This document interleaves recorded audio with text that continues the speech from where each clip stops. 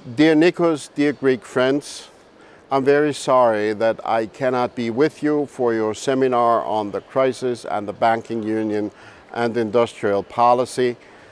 I would have loved very much being part of your discussion in Greece, but unfortunately I have to attend the German Green Party's conference where we prepare the electoral campaign for the upcoming elections in September.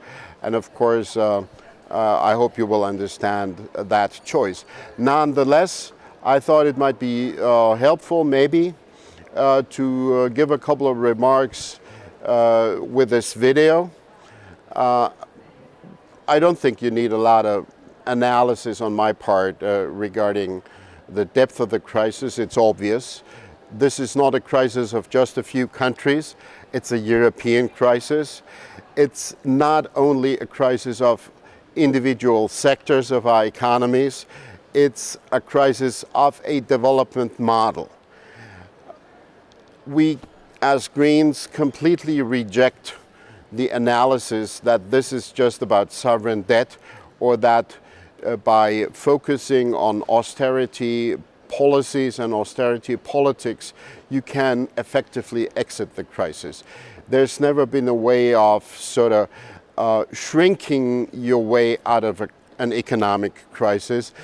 You have to actively engage in, of course, structural reforms, most particularly with regard to the financial sector, but also you have to come up with ideas of how to regrow the economy in a sustainable way. The issue of structural reforms, as I say, is of particular importance for the financial industry and the banking industry. This is why it was so important that on December 13 last year, it seemed as if the European Council had finally managed to agree on a strategy for coming up with and creating a banking union. It should not be forgotten that the European Parliament already in 2010 presented its proposals for the banking union, which were at the time shelved by the member states. Then, end of last year, great hope, finally there's going to be important steps to disengage, to break the link between the public debt increasing continuously on one hand and the financial sector creating increasing risk on the other hand. To break that linkage, that's the core task of the banking union, which should consist of three elements: common oversight, an effective resolution mechanism, and of course a deposit guarantee. Now, just 4 months after that, there is a new conclusion from a new ministerial, and this pours a lot of cold water on all the hopes regarding the banking union. The German finance minister has made it abundantly clear that there's not going to be a common resolution mechanism anytime soon. And this, in spite of the fact that even the vice president of the ECB has recently stated publicly that just national resolution mechanisms will not be enough to do the job. So clearly there's a major setback of which we're all disappointed, and this is effectively putting off the important and imminent task of decoupling the banking sector from the financing of member states. We as Greens believe, however, that there is a second link between the banking industry and the regulation of the banking industry on one hand and a recovery on the other. And that is the fact that you need, of course, major investment. You need to finance innovation. you need to finance new sustainable growth in order to overcome the present crisis. If industry has gone down, as it has in many regions of Europe, if there has in fact been a process of deindustrialization, then we have to find a way of reindustrializing these regions, and I would add in a green way, which is in an energy efficient and resource efficient, low carbon oriented way. Without finance, without access to finance, that's not going to happen. And it's a sorry fact that presently, for instance, and this is being demonstrated by research that Deutsche Bank did, for an SME in Spain, for instance, to get a loan costs about 3 to 4 percentage points more than for a comparable SME in Germany. So this spread is hampering the ability of the business community in the South to rebound.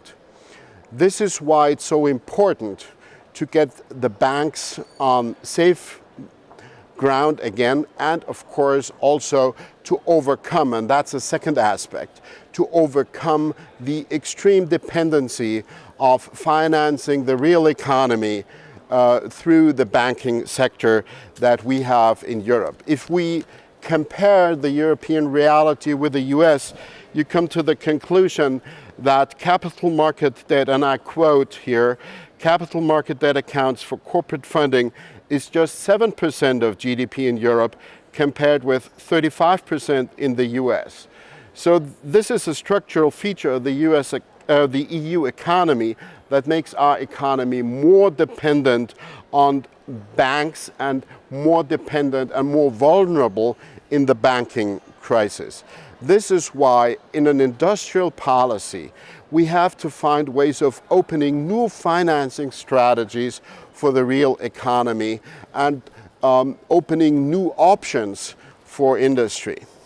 Of course, the European Investment Bank could be part of that solution, even though the new capital that has been provided to the EIB June last year is not enough to do the job. Eurobond projects could also be an approach. I think it's an obvious necessity to tackle tax evasion. Just think, President Van Rompuy has recently put the figure for overall European tax evasion, the revenue lost throughout Europe at about €1 trillion per year.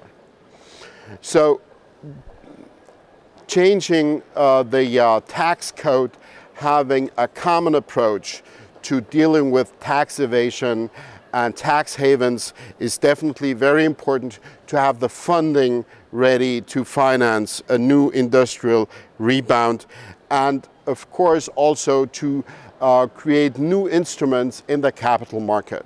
I'm not saying this is the one-size-fits-all answer. Again, there are many aspects to an industrial strategy. There's the skills and human capital dimension that is extremely important, the education. There's also the innovation aspect, putting the money where the mouth is in Europe and really financing innovation and research and not lagging behind there. But I think that the financial aspect of an economic rebound is not to be undervalued, and that's why I'm putting so much emphasis on this point here. Sorry to have to stop. I know this has been just a few minutes, but still maybe it's useful to your discussions, and I'm looking forward to hearing from Nikos what you came up with and how we can integrate that in our work here. Thank you. All the best.